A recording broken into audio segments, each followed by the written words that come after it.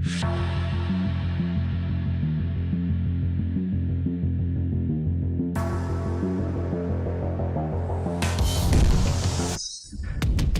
going on, everybody? Welcome to the Investing Bros live afternoon show. We've got something great lined up for you guys today. The main coin we're talking about, we're going to be talking about a lot.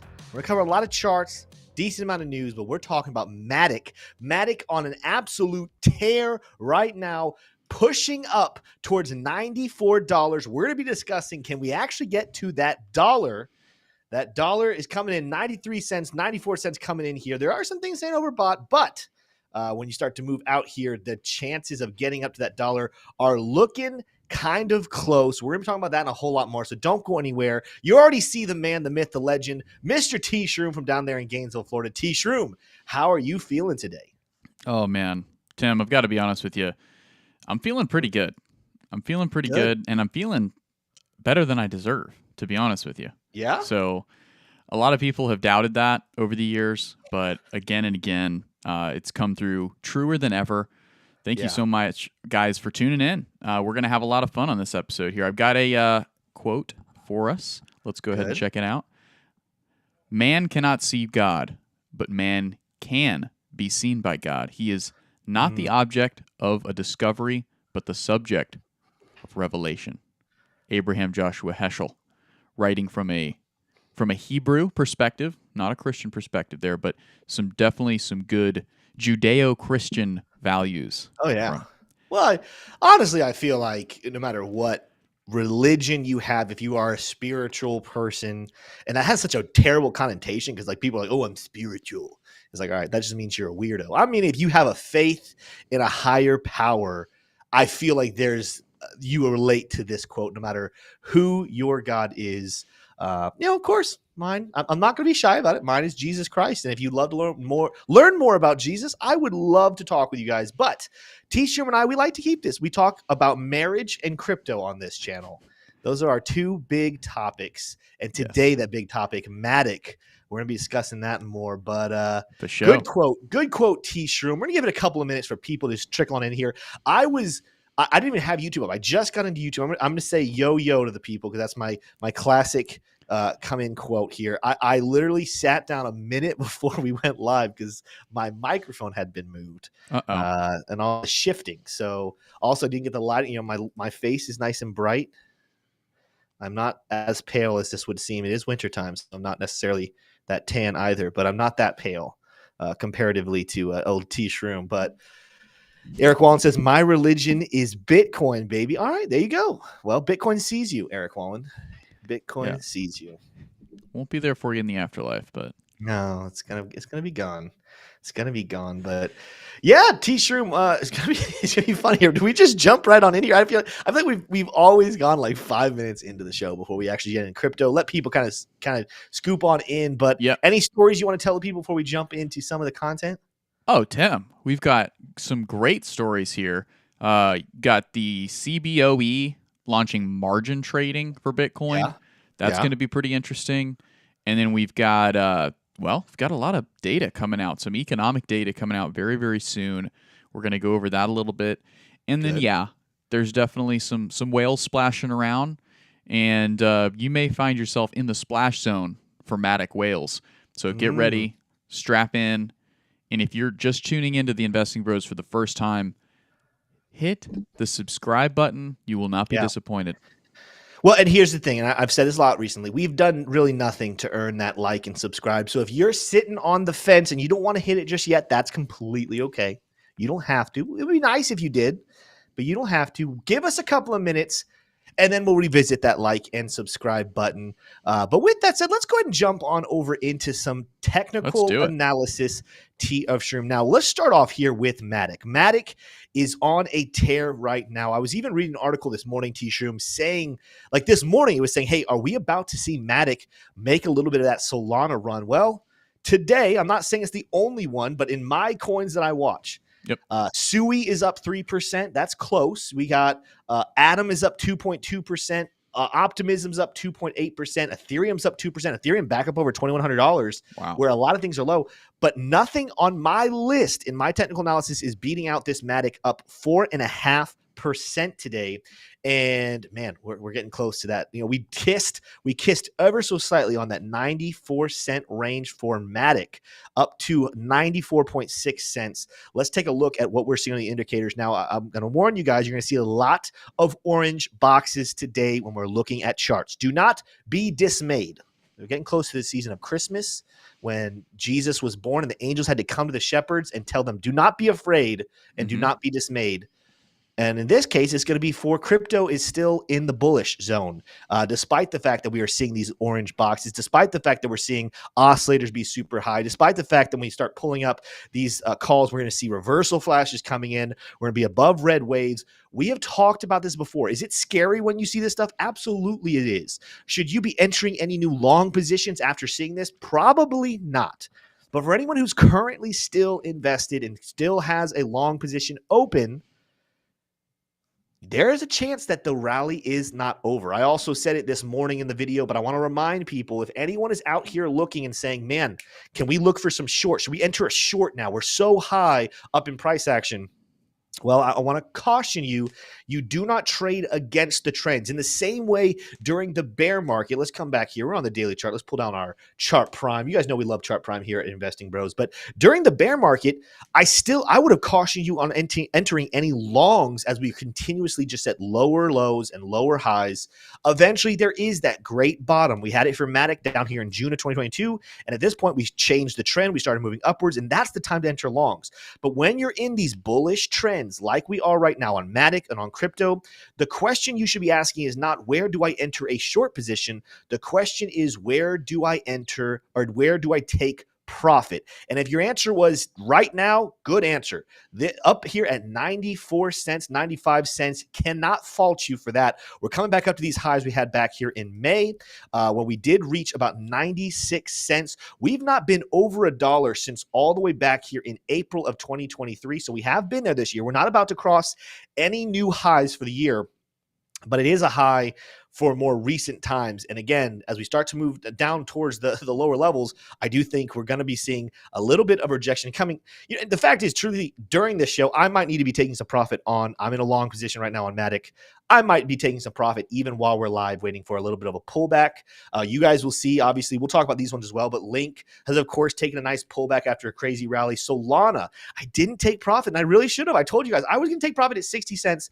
Sometimes I'm better at giving advice than I am at following my own advice. I told you guys 60 cents was going to be an interesting spot to take some profit. After seeing the shoot up through, and because of how fast we did it, I went ahead and waited. I held. I still think we're going to see Solana come up to higher prices, but should have taken some profit at 60 cents and bought back in on some of these dips. XRP having a nice dip, kind of hovering within a symmetrical triangle. Of course, Cardano took a nice little dip. Bitcoin in a nice little dip. We'll talk about those, but MATIC is the one moving to new highs during this bull trend. And let's take a look at some lower time frames and see where we potentially could get to. Now, oscillators, we are overextended on the most recent height, but this is the bullishness here, guys. Despite the fact that we had, this is a quad effect. I can't remember. It's not a trifecta. It's a quadfecta. Let's call it, T-Shroom, a quadfecta. I like that. We had bearish divergence. We had a red reversal triangle. We had overbought flashes in this orange box. We had a peak seeker. Let's go for what would the sync? No, we didn't get a Cinco effect. All right. So there was no reversal that came in. That could have made it a sync effect. A sync effect I'm pretty sure that's not a word, but we're going with it because of 5 being Cinco. The point is, there are definitely 4 bearish calls right here, and yet we ignored it and continued to the upside. What is that, ladies and gentlemen? That is bullish. Very, very bullish. When you look at this 4-hour chart, you are seeing, of course, we're in the red wave. You're kind of looking at the area, but see how that red wave kind of goes up to that $1. Do we get ourselves back overextended above the top of this red band? We could do it. We absolutely could, but let's take a look at even some smaller time frames and see what they are telling us about MATIC. Getting a little overextended here on the hourly chart, setting up what could be some bearish divergence where our prices obviously are higher. Oscillators are not. I have no idea why literally here on the hourly chart, everything bugged out on me. It's telling me I have that red caution. It's not letting me see anything but the RSI on MATIC's 1 hour there. Well, we're on the daily now. Let's see. Let's regroup the hour.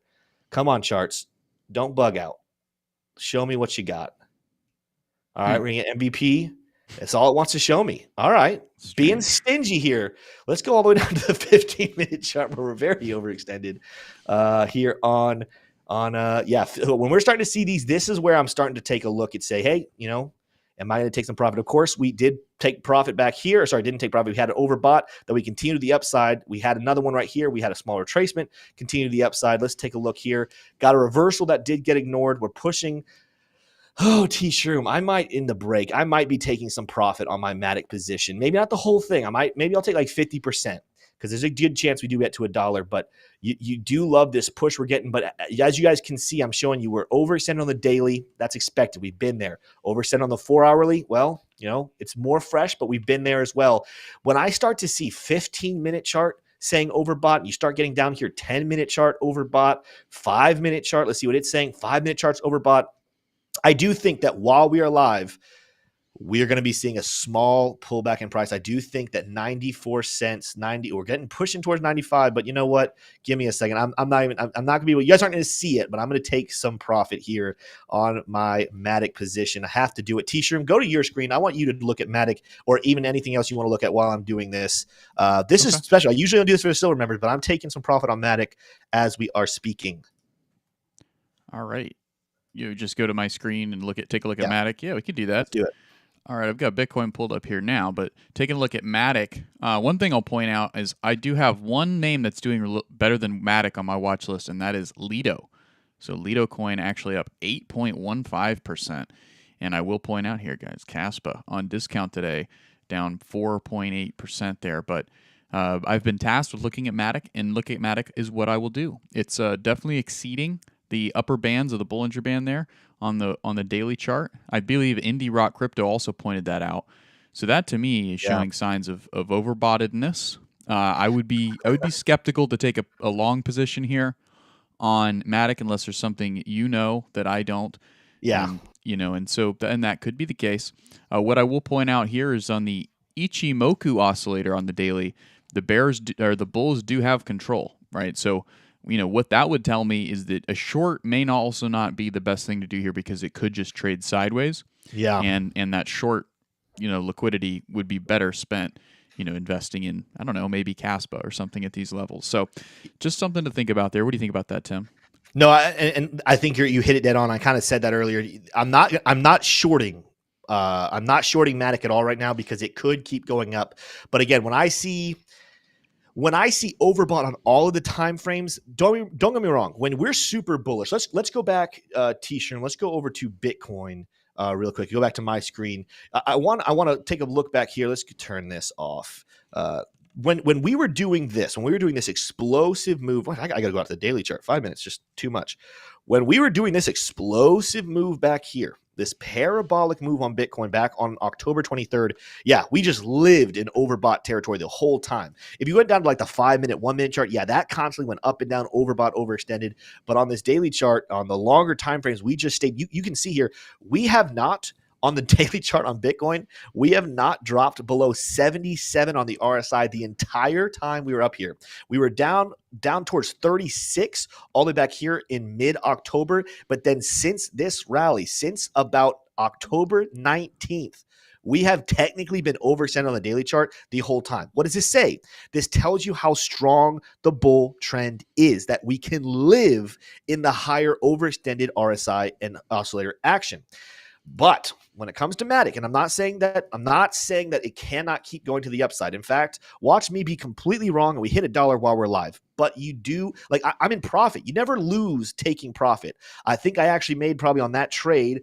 I just took profit, I think, for about $1,000 on my MATIC trade entering. I entered. I was one of the FOMOs in down here, but it ended up being a good call down towards 80 cents.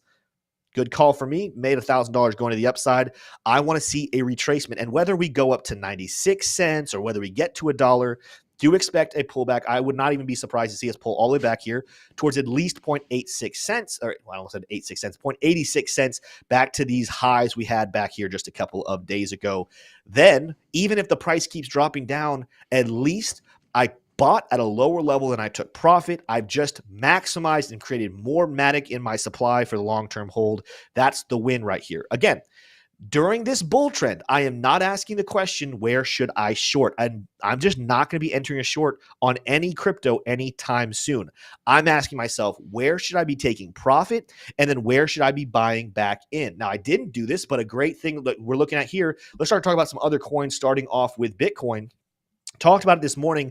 You do love to see this. Again, this is the lowest we have seen our chart prime oscillator for Bitcoin since all the way back on October 13th. This is the lowest we've been. RSI is a little different. We're not all the way back down. We did come and touch 30 back here on November 7th. But look at how low we've gotten and yet how high the price had stayed. Taking profit, we were hitting up here and hitting our overextended bots, 38,000, 37,000. You take profit there. You wait for a good buy-in a little bit lower. Even if price continues to move to the downside, you made a couple more Satoshis because you sold high and you bought low. This is the kind of stuff that you are looking for constantly on the market. What I'm looking for in Bitcoin right now, and you guys can see it very nicely, there's a lot of formations within a formation. So if I'm out here on the 4-hour chart, the biggest formation that I'm looking at is this bull flag, and we're nowhere close to the bears being in control. We're nowhere close to the bulls being in trouble. Why? Because technically speaking, as long as we stay above this blue line, we're still within a bull flag that could send price as high as $45,600.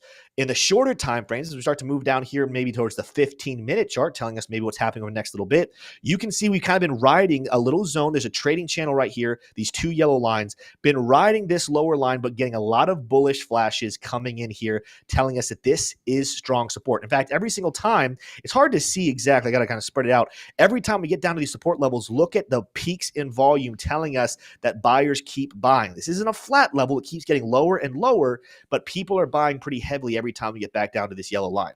And as long as we keep defending that support and you see things like this come out to the hourly chart, we are overextended, just bottomed at below 30 on the RSI, got some bullish divergence. This is a continuation. I would say would not be surprised to see Bitcoin shoot back up here, up towards $37,000, give or take, come back up to this rising red line, yellow line. Why are we ranging right now? Why are we kind of trading downwards but sideways? It's because of this. Tomorrow, there's not a lot happening today, but tomorrow we will be getting core inflation rates. We're going to get our core inflation. We're going to get the CPI. And I believe, do we get PPI tomorrow as well? Don't see it here, so maybe not PPI. We get PPI on Wednesday. Nope. Well, so CPI Tuesday, PPI on Wednesday. So we got 2 back-to-back heavy-hitting economic days. But if these end up coming out the way that we think they will, look at these numbers over here. They're at this point expected to stay put, maybe be a little bit lower, but look at this. Core inflation year over year, 4.1 last month. The consensus is 4.1. The forecast is 4%. That is a positive sign right there that we don't necessarily need to crush it. Inflation rate year over year, last month, 3.7. We're sitting here saying, hey, consensus is 3.3, forecast is 3.3. As long as we're not shooting back up to 4%, I do believe this is all that we're going to need to see for potentially crypto to continue to the upside, stocks to potentially continue to rally, because there's some people still rumbling right now that, hey, we could be seeing a recession scare come in. But with inflation rate not necessarily out of control, the data that we're getting, I know we as Americans, we know the truth is we're in trouble. We're going to push something down the road. I think this last weekend, the Moody results for sentiment came in super negative, right? But as long as Jerome Powell can get up on stages and say that everything is okay, they're not going to declare a recession. There's not going to be this crazy fiasco that happens that plummets prices. The truth is people will just continue to acquire credit card debt. America will continue to print money because inflation's not getting out of control. So we'll pay all our bills, make everything more expensive for you guys, but all the numbers will keep coming in bullish, and stock markets and crypto will continue to move to the upside, and the world will keep spinning. There will be a rude awakening that hits us at some point, and I'm thinking that's going to be sometime late 2026, early 2027. But for now, you can sit here and wrestle with the rationale or the reality. Like, we all know everything's getting more expensive, not gas necessarily. There's a place here in Georgia, T-Shroom. What's that? Gas was $2.70. Oh, wow. 270. So oil going down a little bit, but meat continuing to be stupid expensive. Groceries as a whole, stupid expensive. Electricity, stupid expensive. We all know as Americans that stuff's not going down. And now they're going to start actually turning back on. If you have debt, if you have student loan debt, you're going to have to start paying that again. There's an all-time high right now of credit card debt. Eventually, the Piper comes a calling, and you got to pay him. I'm not talking about Army Piper. I'm talking about the Pied Piper, the guy that collects your bills. But at this point, there's a lot of catalysts kind of sitting here saying, hey, you see the negativity in the news. You see when you come over here and you go to Bitcoin, to me, I think we're going to see another shoot up. Look at some of the popular stories here. There's some explosive bullish ones. Let's see here. Spot Bitcoin ETF approval by the SEC is approaching. Experts say, all right, that's kind of neutral. Bitcoin investors on high alert for funding rates hitting 69,000. All right, there we go, a bullish one. We have some bullish ones in here, but we also see a lot of articles coming out today all over the internet kind of saying a big dip could be coming. What do I do with this information? The fact that we're hesitating and the news is getting more neutral, to me, suggests that we're going to be seeing a repeat of 2019. We're going to be seeing another push to the upside. I'm waiting, guys, to confirm that we have a top on this rally. I actually kind of want to see borderline a blow off top. This is not a blow off top, this daily chart. When we wick up here and then we stay at those high levels for multiple days, that is not what we are looking for. We're looking for a repeat of 2019's pre-bull market rally, where, take a look at this. There was a big wick that comes up. The next day hesitated there, but a big candle the next day. And yes, while there was some winding sideways action, we never got even close to that high that we had back here. Yes, we had one more wick a couple weeks later, kind of pop back up. But as a whole, this isn't a very beautiful like blow off top, but it is an explosive move to the upside followed by a quick descent in price. That's what I'm looking at. What I'm seeing right now is very similar to this type of price action. You shoot up, you trade sideways, and while we would go ahead and move about an 18% move to the downside, I talked about this in this morning's video if you didn't watch it, we continue just to consolidate before the last big explosive leg. Well, again, I'm not predicting this. I'm not saying we're about to fall 18%, but isn't it funny that the strongest level of support below us would be about $31,000. And if you go to the $38,000 level, 18% to downside is $31,120. Are we going to fall that far? That's not what I'm saying. What I am saying, though, is technically speaking, we're sitting in a very similar situation where, yes, we're at a time where we topped out temporarily. We're moving sideways. We might even move a little further to the downside, but then another big explosive leg will come in. And again, some people are calling for as high as 50. I'm kind of more comfortable in this $45,000 range. And the reason for that is because we have ourselves a nice bull flag sitting right here that even if we come down one more time touching this blue line, it should pop us back up to that area. In the same way, this isn't a perfect bull flag, but it's more like a bull pennant. I'm going to use my trend fusion indicator right here. We had the same thing play out right here where we did have a nice bull flag pattern, and then you move this over to the breakout. We went a little bit higher, but kind of had that perfect call right there with the bull flag. That's what I'm seeing play out right now once again, but you do have to continue to stay patient, and you do have to be vigilant. At least I would say, I don't think there's gonna be massive moves for Bitcoin until after that data comes out exactly as we expect, or if it comes out higher, maybe that's what sends us a little bit to the downside. But for right now, people, I think, are asking the wrong questions. Should I be shorting Bitcoin? Should I be shorting MATIC? Should I be shorting Solana? Should I be shorting Ethereum? No, you should not be shorting. You should be asking, is this the time to be taking some profits for a little dip? Or is this time to be buying more because a big explosion is going to be coming? Those are the two questions you should be asking. Let's take a break and read some chat here, T-Shroom, because I have been talking a good amount. Ron Wilson, one of our members, shout out to him, said, I wish I had more money to buy more MATIC. I only have 3,500 MATIC. I really want 15,000, to 25,000 MATIC. Maybe I should sell my Forerunner and buy the amount I want. Yeah. Listen, if you don't need that Forerunner, I can tell you this right now. Let's see, and you could probably sell the Forerunner for what, like $10,000, $15,000, depending on how old it is. $10,000 of MATIC here in 2 years will be worth way more than a Forerunner that you sold for $10,000. So that's not financial advice. I'm not saying go sell your Forerunner, but if that Forerunner is just sitting in your yard doing nothing, you got a little point there. If you could deal with a car that's only like $2,000 for the next 2 years, you might be able to take that MATIC money and go buy yourself a Tesla, let's not get crazy with it, but a Tesla, a nice Tesla, maybe the new Tesla truck. T-shirt for my birthday. Can you get me a Tesla truck? Already did. Okay, now you're just lying. I didn't tell you what size. No, it's true. I got you the Tesla truck Christmas tree ornament is what I got you. But let's see. There was also a question from Peyton Steele. He said, "Hey Tim, thoughts on MATIC all-time high this bull run?" Yeah, it's coming. Yeah, it's gonna come. Let's take a look over there. I'm gonna make a price prediction video. I gotta make a price prediction video for tomorrow.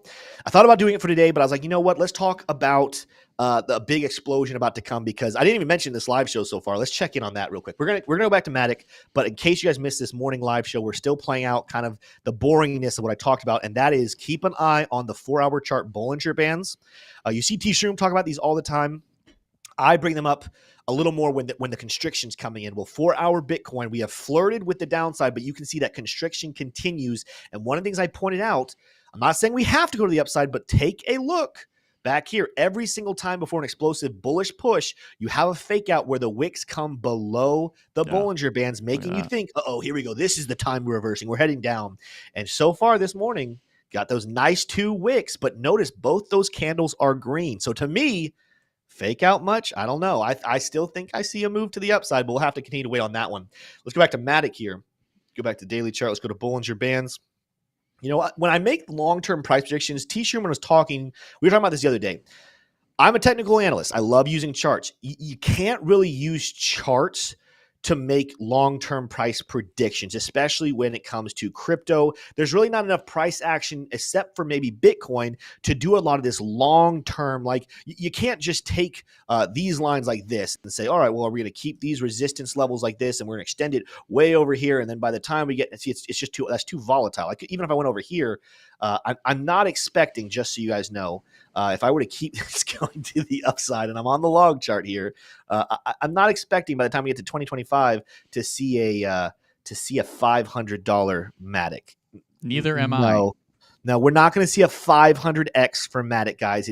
It's a newer coin, and don't get me wrong, it's not years and years and years old, but it's old enough that we're going to see a more mature move happen. I'm placing my eyes for the likes of MATIC, and I'm not going to give you an exact number, but I could easily see from where we bottomed out. Let's talk about a bottom prediction.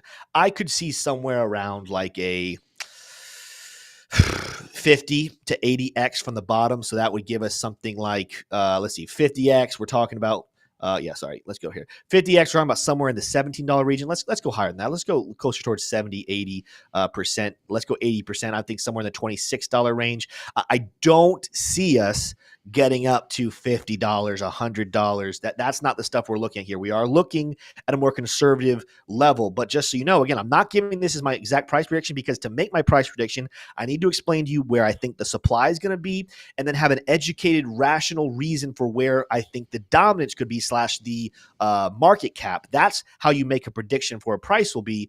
But if we did make it up here towards $20, we're talking about a 23x from right here.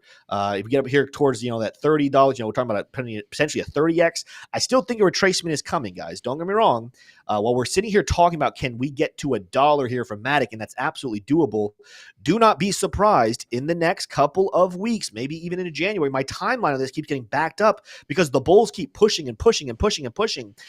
But just like every other bear market, and MATIC's already had one of these, but I think they can have another one, you get this volatility. Yeah, MATIC didn't really have a full-out last bull market, so let me show you a coin that did. Let's talk about Ethereum, which, by the way, MATIC's a layer 2 for Ethereum.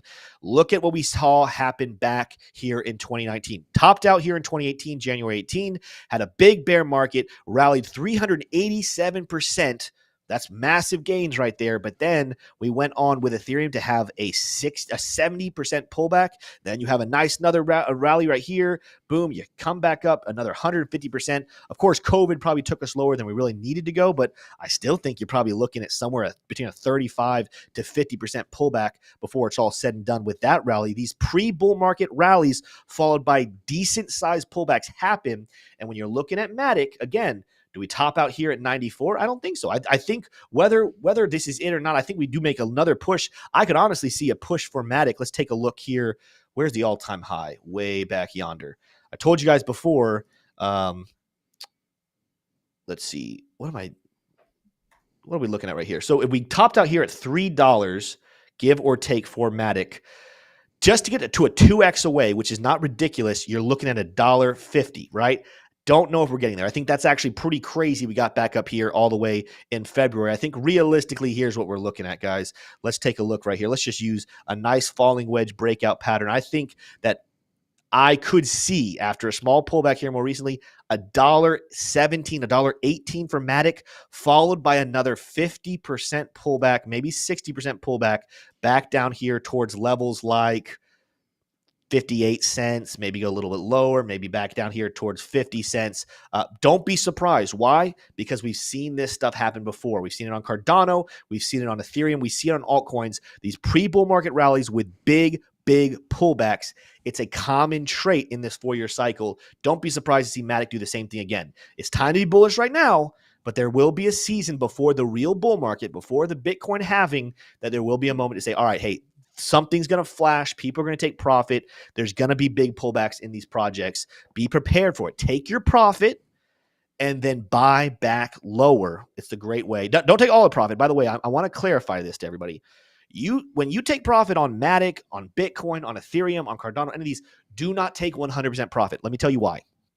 In the off chance that something freak happens and the price just goes nothing but to the upside from here, you don't want to buy back in at like $2 on MATIC. You don't want to buy back in at $60,000 for Bitcoin. You don't want to buy back in at $1.70 for Cardano. If the prices just take off, you want to at least have some exposure so when you come back in with liquidity you do have, you're just adding to the pot. But I've seen many people make the mistakes of being convinced that prices are going to drop way lower, and then they take all their profit. They never get their buy orders back in.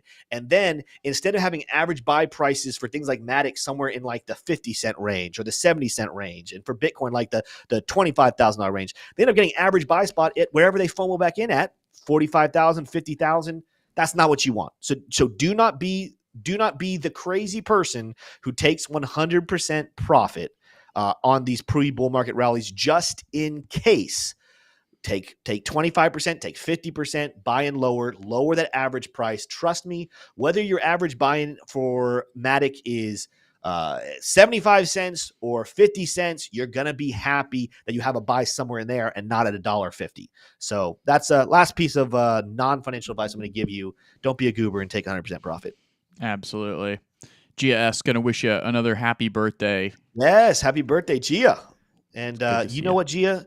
Don't let T-Shroom fool you. What is your financial advisor saying? You know, you do have someone in your life that officially, legally can give financial advice. What's he telling you to do today on your day after your birthday? Yeah, let us know. Let us know. We want to know. We want to know what the TradFi advisors are preaching. Well, we do have some news, Tim. Before we get to the news, let's check out the factoid. Ooh, the factoid. What do you say? Yeah, new week. Let's see if he can beat me. He didn't get a single dub in last week. Yeah, absolutely. He got something new for me. Well, this factoid is going to be brought to you by the video we did with Crypto Archie. Crypto Archie and I had a great time. You can go right on over to our YouTube channel, and under Home and under Videos, you will see this video where we talk mostly about Caspa, Hello, and then 2 mystery tokens that you're going to really want to know about for sure.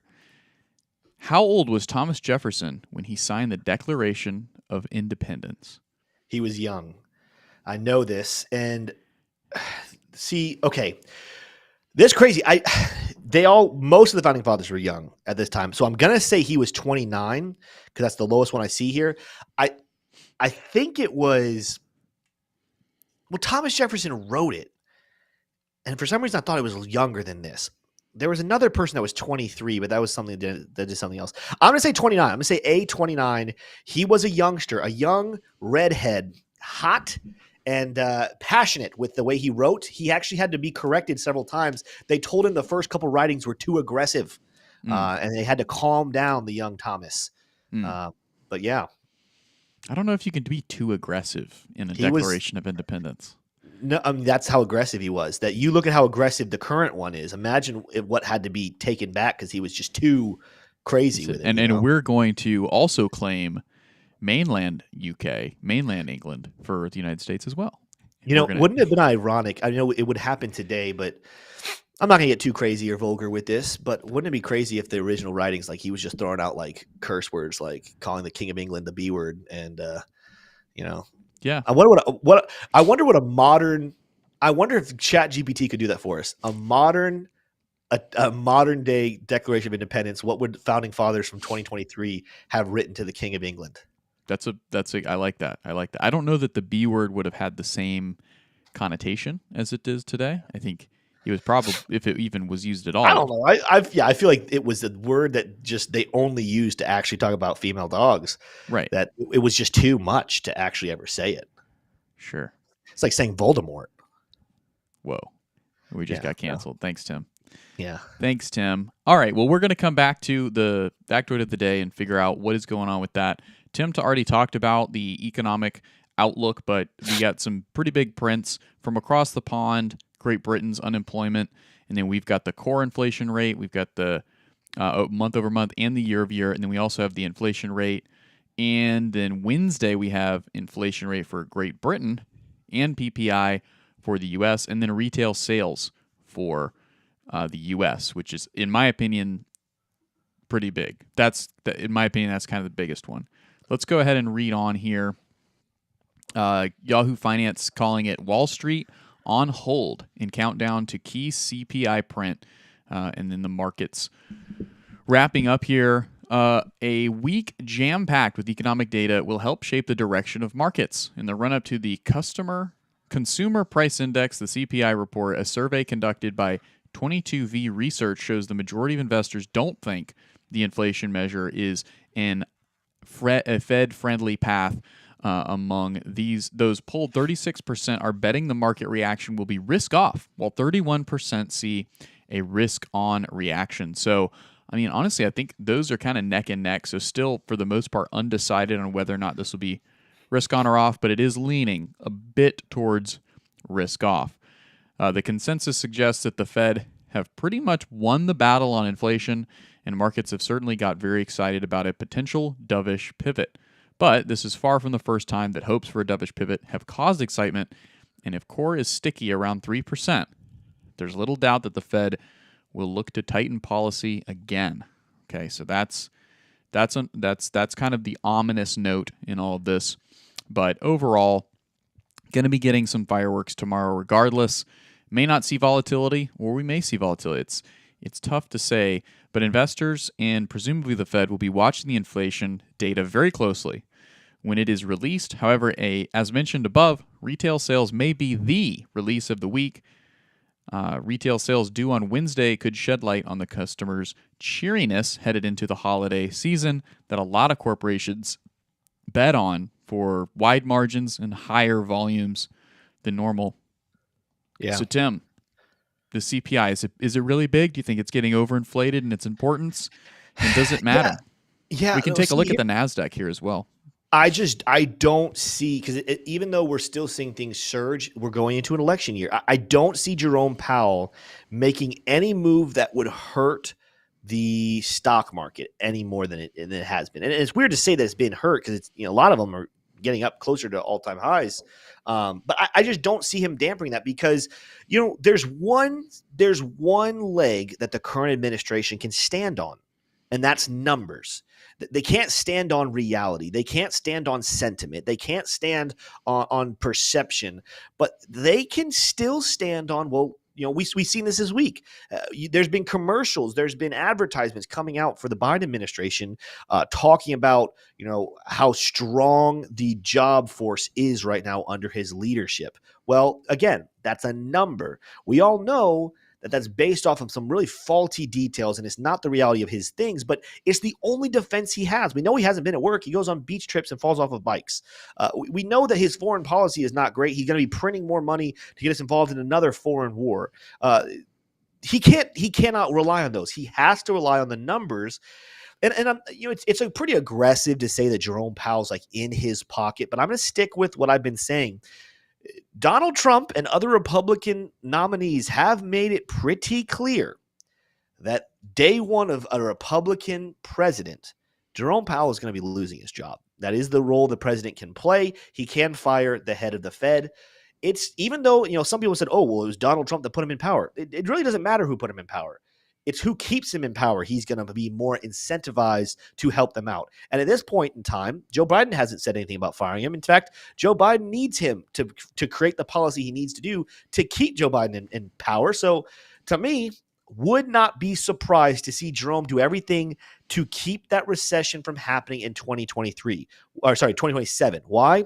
Because if a Republican wins, he's going to lose his job anyway. If Biden wins, he'll get to keep his job. We'll go into a recession. But at that point, he's like, all right, I got to keep my job a little longer. I get 4 more years. I'll be the guy who's here during a recession, but then I can retire and go about my merry way and let the real problems fall upon the shoulders of the next guy. So to me, T-Shroom, even if these numbers come out favorable, it makes sense that it would make sense that if inflation stays where it currently is, around that 3% mark, that he might see that in a rational thought process and say, oh, let's raise rates. Clearly, inflation's not getting lower. It's hovering. Clearly, the job market's not in trouble. So we have wiggle room to go ahead and raise rates. But I just don't see him doing that, because then that will impact the numbers that the current administration is depending on to have a fighting chance in this next election here in about a year. So no matter what happens, I see him pausing. I think the next move of rate hikes is if recession starts to get scary. If we actually start to see numbers suggest a recession is possible, that's when we see a pivot. They lower rates to prop up the economy. That's my prediction on the next move of interest rates. Yeah. Well, it makes sense. If we take a look here, you can actually see inflation rates. And I've turned all the indicators off because this is not a price. This is an indicator of inflation, and you can see it got very high. It got up to 9.1 back here in June 1st of 2022. It has since retraced all the way back down as low as 2.9, but now has bounced back and is hovering at 3.7. Right. So we want that to come lower. We ultimately want it to come down to this horizontal yeller line, which is at 2. 2 is the target it's good to know. All right, so that's going to be our economic, outlook for this week. It's going to be it's all about the economics this week. This is a big print. How much it's going to affect crypto, not exactly sure, because if the ETF gets approved this week, which it still could, if we're still in that window, crypto is more than likely going to completely ignore whatever's happening on Wall Street and what's happening coming out of the Bureau of Labor Statistics. So let's move on back into the world of crypto here. And this is the U.S. Options Exchange, CBOE, launching margined Bitcoin futures. The move is certainly one set to increase the overall crypto market activity from investors. Futures contracts that are fully collateralized require the full amount upfront from traders. However, margined contracts allow customers to use only a percentage of the position before the trade is made. Therefore, margin trading presents a lot of potential for both massive gains and losses. So I'm definitely not going to be dipping my toes into these markets, but this does open up the possibilities for folks who do like to take on gobs more risk. And this will definitely be used. When people are trading margin, they're usually trading both ways. They're both shorting and longing the market at the same time, and they just trim, right? They hedge, like they're trimming the hedges off. That's where these terms come from. They're trimming the hedges just to see, as the price fluctuates of the underlying asset, how they can make slight profits both ways. So if you're not doing that, if that sounds like a lot of work, do not enter the margin markets, even though it is now becoming available here from the CBOE. It's not financial advice, obviously, but guys, don't try to mess around with margin trading. You're gonna end up broke. Trust me. All right, moving on here. Take a look here at the whale splash. 45 million MATIC on Coinbase. Polygon poised for $1. They're asking here. Take a look at this. To illustrate, Polygon soared last week after Immutable, a Web3 gaming platform, shook hands with the video game giant Ubisoft. Maybe you've heard of it. They make Assassin's Creed and a lot of other stuff as well. Similarly to Solana, MATIC has been favored by institutional investors and recently received attention from top crypto whales. And as you can see in this tweet here from Into the Block, institutional and whale demand has picked up strongly, with Bitcoin seeing an 80% increase in the volume of transactions of over 100,000K. Ethereum 170%, and Polygon over 3,800% compared to the previous 30 days. So it is wild. We are definitely seeing transaction volume parabolic at this point, and I gotta say, Tim, it's pretty exciting. It's exciting to see all of this blood rushing back into crypto as traders and investors become very excited and interested in the space once again. For how long it will last, we're not exactly sure. This ETF approval could definitely bridge the gap between the bear rally that we're in now and a full-on bear market. But again, guys, I will just point out that according to the stock-to-flow model, we have a decent amount of time here before the halving. And you haven't seen that parabolic move upwards for Bitcoin until after the halving.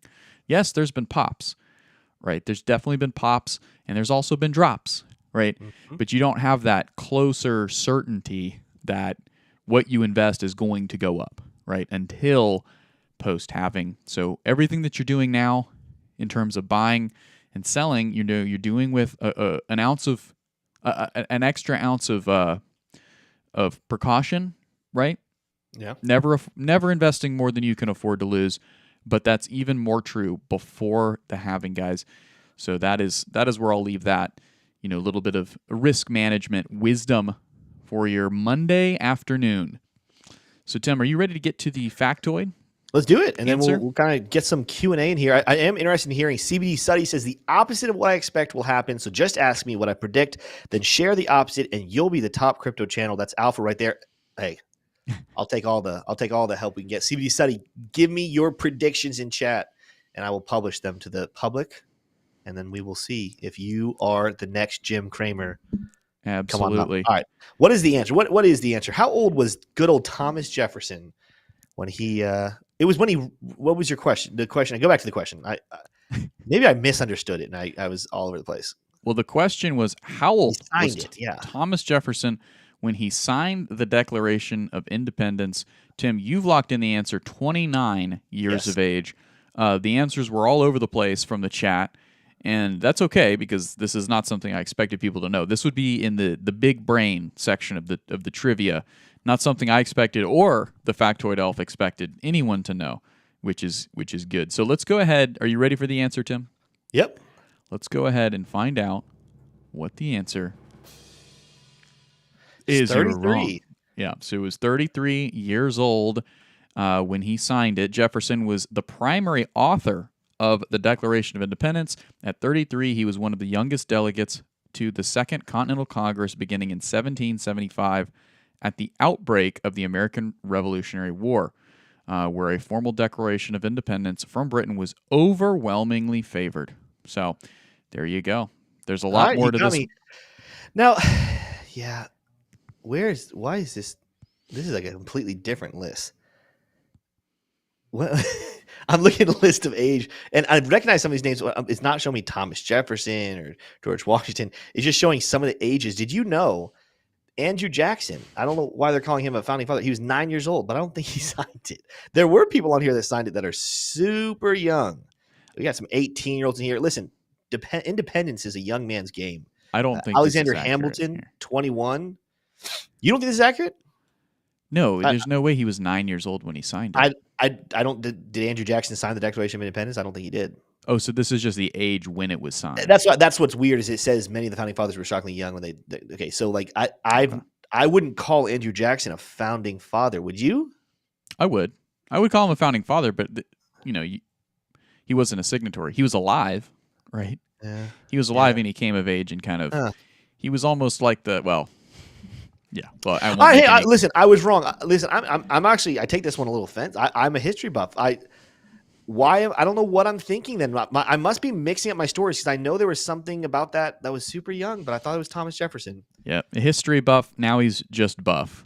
Now I'm just, I'm history weak is what I am. History week. All right, let's get in here. What are you guys talking about here in chat? CBD study. I still need your predictions so that we can answer it that way. Web3 me says Matic equals Cardano equals AVAX equals DOT equals Holy Algo crap. equals FTM equals old and falling behind sideways movements. Go with the new projects or the winners. Well, here's what I will say, Web3. You're not wrong right now, right? So there have been very exciting ones. Look, XRP making a little. I'm glad I added to my my portfolio here. Your XRP Not bag. ago. I added some in this morning back here towards 64. All right, Is anyone seeing any news on that?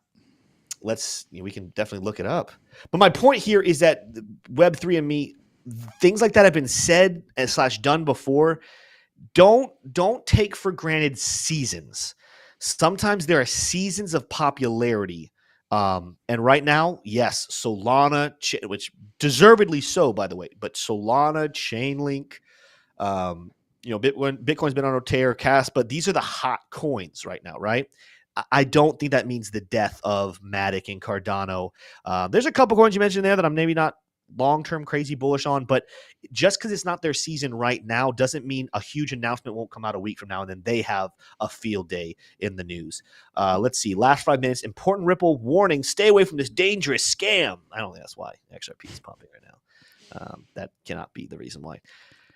Yeah, I don't know. Let me refresh, but I'm not seeing anything popping. You can go. Let's go to BroCam. I'll search the old Twitterverse, and then we'll read some more chat here as well. My guess is that it's not public information that XRP is trading on quite yet. It might be. It might not be. Let's see. Let's see if anyone says anything here. I'm not seeing anything, but you never do know. I see Chartist kind of putting up some chart stuff, but nothing necessarily saying some Chartists. News. Chartists, some analysts. I'm not going to go deeper with that one. It is quickly retracing. So whatever it was, it's pretty aggressively falling back down. Let's go over here. Are you on my? No, go to my screen right here. Let's go to 5-minute chart, maybe. Yeah, 5-minute chart. Let's go to 1-minute chart. Let's get nuts with it here. Shot up like a rocket all the way here to 72.8 cents. You can see we're tracing. We're all the way back down to 68. So I don't know. It's moving quite quickly, I will even say here. Definitely topped out right there. I don't know what caused it. Now, the question is going to be, is this a fluke or is this a sign of something to come that we came back up, retested this high, and that in reality, it's more of like an indication the bullishness is coming. So we pull back down and then we just slowly but surely make a climb higher and higher. By the way, shout out to Crypto Archie in chat. Love seeing you in here, Archie. Again, if you guys have not checked out the interview between T-Shroom and Crypto Archie, you got to check it out. It was amazing. I watched all of it last night. I'm going to say this. I'm going to shout out Archie real quick. Let's talk about Archie for a second. You guys know we like to cover big. We try to cover the larger caps. We cover macro, but I have a whole percentage of my portfolio, and I call it the Archie and Seth portfolio. Why is that? Because I'm going to go against my own. I tell you guys all the time, do your own research. Do not put investments into things that you do not research. Well, I'm not going to be putting like 10% of my portfolio into this, but I have a whopping 2%. I'm going to go with 2%, just like the milk. I'm going to trust Archie and Seth. These guys are fantastic. They do their research. They know what they're talking about. And you know what? If they're wrong, it's just 2%, and the rest of my portfolio will do well. But if they're right, that's a nice 2%. But if I put 2% of my portfolio in the beginning, who knows? That 2% might become like 5 to 10% of my portfolio at the end, depending on how well it does. But shout out to them. Make sure you're subscribed to both Archie and Seth's channels because they drop that small cap alpha every single day. I'm a very conservative investor, right? So you're not going to see me finding and digging into all these small caps and going crazy on them. But I love Archie and Seth. I love the stuff that they're doing. They have the time. They choose to spend their time on these small cap coins. And that's why, again, I heavily trust them. Listen to them first. Don't just blindly trust me to trust them, but go listen to what they have to say. Look into some of the things they're talking about, and you'll see how legitimate these guys are. So shout out to you, Archie. Love having you in here. All right, XRP seems to be kind of pausing on this little pullback right here on 70 cents or so. So we're finding a little bit of a push. All right, we're pushing again. We're pushing. All right, we got to go back to the 1 minute chart. We got to get like the horse race here. Yeah, after finding support, we're pushing up here. Goodness gracious. You sound like a midwife, Tim. Push, push, push. Okay, that's not how they sound. I know, because I just had to drive to my house recently when we had a little old Brody. Chainlink down 7%. That's really false advertisement. She never once said push like that. She literally told Taylor just do her thing whenever she want to do it. Chainlink's getting a nice little pullback. I already DCA'd. Yeah, Chainlink down 8%. But that's the thing that's happening. So here's the other thing is I'm going to be looking for some movements back in after taking some profit on Chainlink here, back up here towards closer to $16. I love what I'm seeing with these pullbacks on the likes of like Chainlink. Let's pull some stuff up here. Let's go back. Let's go all the way. Let's go to the hourly chart maybe. Pullbacks, we're now overextended to the downside. We're now flashing buy signals on Chainlink. You're seeing the same thing for Solana, having pulled back down to 53. I had a nice little support level right here, about $51, $52 or so for there. These coins that had these explosions, and guess what? XRP was one of mine. Why did I buy this morning? Because I liked where we were sitting on that support level, the symmetrical triangle pattern. Solana and Link have a little bit further to go to the downside, but I like that. Look, Solana kind of hovering, bouncing right on its hourly dynamic reactor, just getting that reversal. Might need to add some to my Solana bag there. Chainlink wrestling. It definitely is wicked below, but wrestling right there, getting a reversal. Maybe it goes a little bit lower, but I think that these are ones that after very explosive moves to the upside, they're retracing. Right here, Chainlink, since topping out here at 1661, has had a nice 12% retracement. That's just a normal Monday for Chainlink during this explosive rally. I think you're kind of looking at, again, my MATIC call is looking pretty good, taking profit at about 94.3 cents, I think is where I took profit. We're now back down to 91 cents. You're seeing it recuperate, take the profits off of what was hot. Like if a coin was hot today, you take your profits from it, you move it to a coin that was hot maybe a couple of days ago, but it's had some retracements. That's the moves we're making right now. And then we're just kind of sitting here watching Bitcoin trade sideways and do nothing is what we're watching over there. That's not giving us indication of what's happening next. But check this out, Tim. So not financial advice, but 6 hours ago, I was asked, this was from the live video that I did this morning. I was asked by Christian Perdomo, 2107, 6 hours ago, at its price, do you think it's a great idea to turn some XRP into Chainlink? I said, personally, I think XRP has less downside in the short term versus Chainlink. Chainlink is more overbought, but will do better in the bull market overall, not financial advice. And in the short term, I think when you gave that response, that was good. And I think now we see that same question if someone's asking, hey, and I think I responded to the same question. Here's what I would really say. Yes, right now on these shorter time frames like hourly charts, I think Chainlink looks like a better buy. Being down here towards $14.80 than XRP being up towards 72, right? That's an easy answer right there, right? But here's what I would say. What does your portfolio look like? Because these are coins, XRP and Link, that I think in the bull run are going to be moving similarly. Do I give Chainlink the edge? I do. Yeah. But I think we're going to see similar. I think we're going to see similar like price action of market cap moving to the upside, right? So tokenomics comes in here and plays a whole thing. But I told you guys. So we already know my long-term Chainlink prediction is $714, right? So let's just do some quickness here. And I can't give the official XRP one because I got to save that for the video. But a $700, I said 714 to be specific, but we'll get close to it. Let's go 709. We're talking about a 47x, 4,767% return is what we are looking at there. 47x.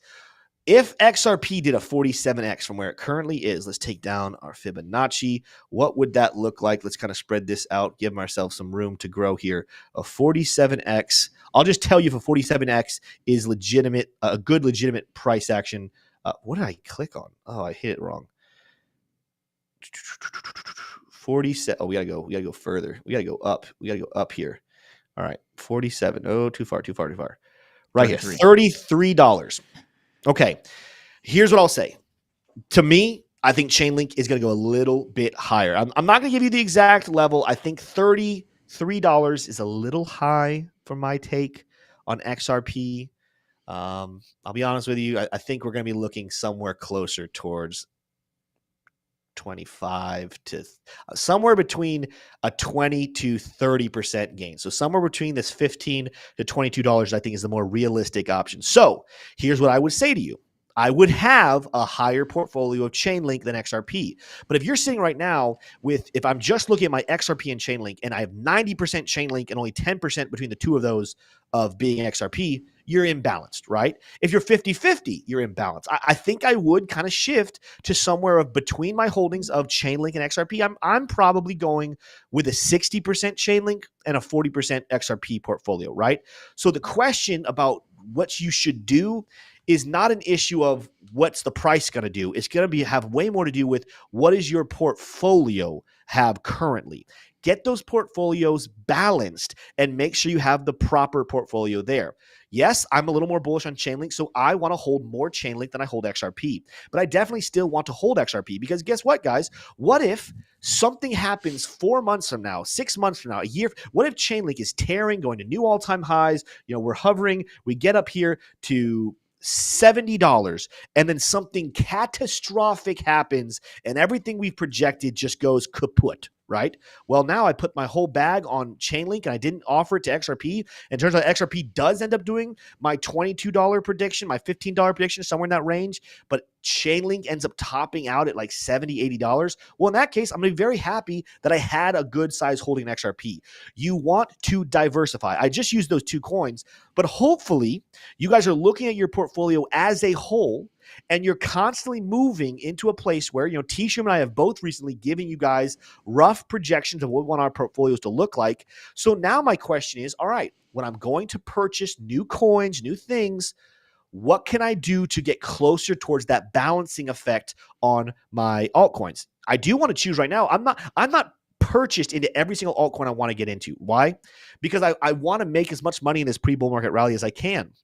But I am looking in the next couple of months to start to mix those bags around and start to balance them out and to diversify and spread out for the just in cases, right? You always have to be prepared for the just in cases. So in this case, in the short-term action, I think you might be a little bit better swapping some XRP for some Chainlink. XRP's high. It's overextended at the moment, especially sitting here at 72. I know people are going to say, but Tim, it's on a tear. Well, guess what? You don't buy right after a tear. Nope. You buy before a tear, and then you take profit on the tear. And yes, it's continued to rally. It's going to be here at 73 cents. We're setting new highs for this little rally. However, when I look at Link and I see how low it is compared to where it's been recently, and I look at XRP and I see how high it is to where it's been recently, the educated answer here is that even if XRP continues to move to the upside, you're still in a spot where you're saying, hey, I have a better upward chance with the likes of Chainlink. So again, maybe wait. Let's see how this explosion plays out. We're not overextended on the hourly chart. Let's how far are we from the 4-hour chart? What I might say is let's wait to take profit, T-Shroom, until we see an overbought on the 4-hour chart. We had it kind of come in here pretty nicely back on November 6th. Let's do that. When I see a 4-hour overbought signal for XRP, this is not financial advice. This is me and T-Shroom talking. This is what I want to do. I'm going to take some profit on XRP, and I'm going to move it into the likes of a coin like Chainlink or Solana. Because look at this, guys. XRP's ripping to the upside. Cardano's hanging a little tight here more recently. Let's go to the last 5 minutes, kind of moving sideways here, right? Look at this 5-minute chart. It's sideways and over. Solana's still moving to the downside. Chainlink's still moving to the downside. MATIC right now moving to the downside after correcting here and hitting that nice 95. Did we get to 95 cents? Yeah, we got over 95 cents. So we're correcting on these ones. I want to take profits from a pumping coin and move them into a falling coin because all of these coins are still hot and they still have upward momentum to go if I'm right here. And by the way, all these pumps are making me kind of feel like the market as a whole does want to go up. Bitcoin dropping here at the moment, rejecting on that 5-minute dynamic reactor, but I'm not too concerned about that. What I want to see, hourly chart, we're still overextended on the hourly chart. Hitting that hourly dynamic reactor. A lot of support there. I'm expecting there will be a pump. Do we have to wait for the CPI data? Potentially right. But I am a big fan of seeing price action like this and saying, all right, I'm looking. My question right now is not, do I short XRP? Do I buy XRP? The question I'm asking right now, if I'm already entered in, which hopefully you are, is when do I take profit on XRP? And for me, let's get a little aggressive with it. Maybe we might see a good little push. Let's wait for a bearish signal to come on our 4-hour chart. That's a lot to ask, though. Look how low that sharp prime oscillator is right there. But we might see some divergence, bearish divergence happen right there. I'm gonna kind of split the middle here. I'm gonna change it up on you guys even as we're talking because I don't like how low that 4-hour one is. Let's call it the 2-hour. When we see that's lower than the 4-hour. What the heck? I might have to just say the 1 hour. I might just say take profit on the 1 hour overbought because that's I think where we're going to see it. I think there's a chance when we do get the rejection, we don't get the 4-hour, 2-hour overbought signal. That's also. We don't know what the news is if there's news.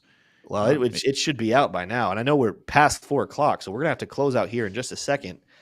This is peculiar. Ripple CEO exposes rising deepfake scams on YouTube. That's not gonna be it either. So we're not pumping because deepfakes got exposed, guys. I can tell you that right now. Twitter, do you have anything for us?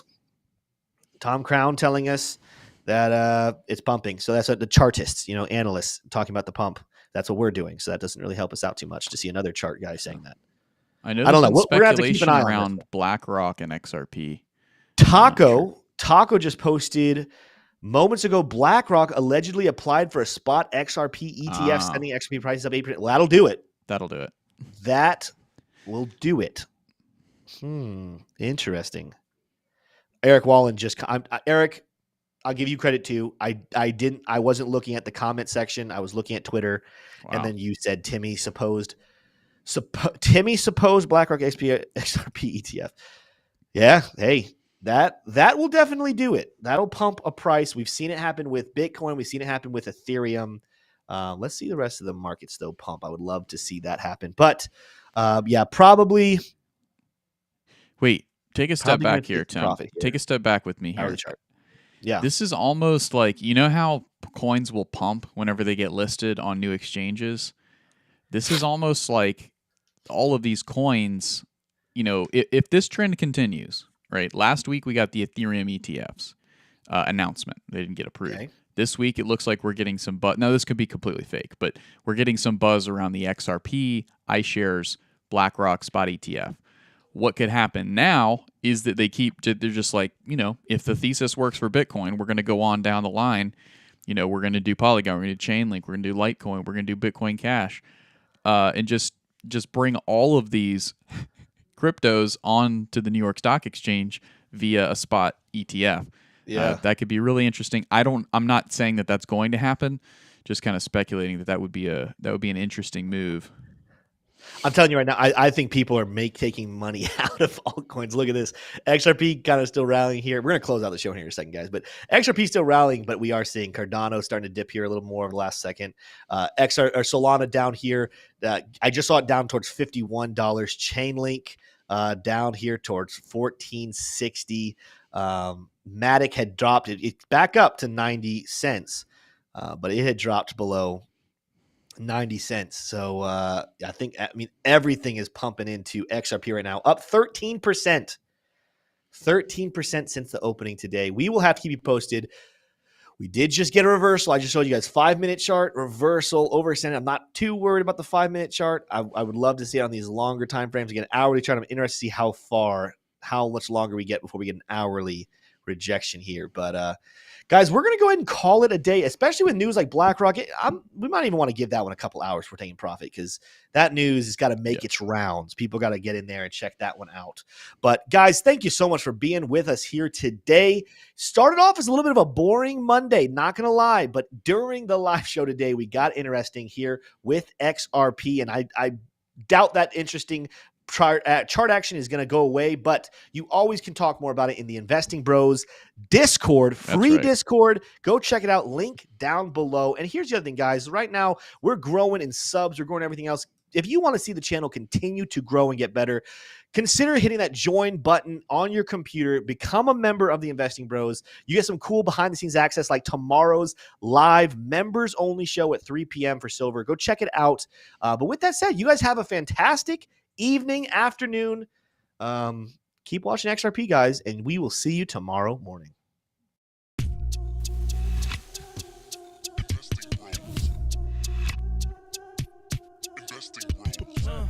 Trying to make paper, turn that better to cake. Money like Lego, connect the dots, stack bank. We are investing bros. We are investing bros. Army pipe, lethal on trade. Entries and exits, worthy of praise. Tim, the professor of the TA. Shout it out loud on the PA. T-Shrooms news, got the word. Doing better than what he deserves. Beamer, leave no evidence. Soon fly coop with his dividend. Trying to make paper, turn that better to cake. Money like Lego, connect the dots, stack bank. We are investing bros. We are investing bros.